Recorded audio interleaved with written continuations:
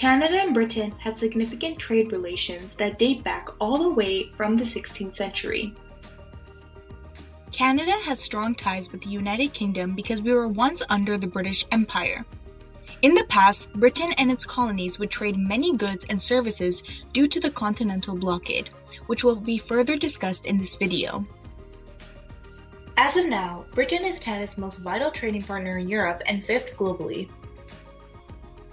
For instance, in 2018, Canada had $12.61 billion worth of exports from Britain. This video will illustrate the history of trade between Canada and Britain as well as the main events that took place.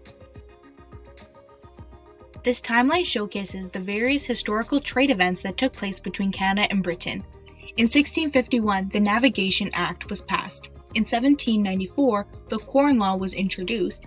In 1806, the Chamber Trade occurred, and finally, in 2016, the CETA agreement was made.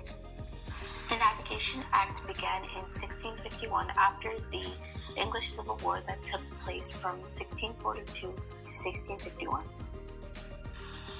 With the war in action, the colonies had to trade products with other countries of Europe, but with the act, it was limited to Britain.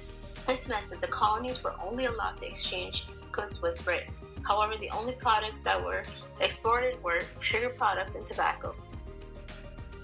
The Corn Law was in effect from 1794 to 1846. The primary purpose of the Corn Law was to protect grain products that were being exported and imported to Britain from other regions. The British placed high tariffs on wheat products for areas that weren't part of the British colonies.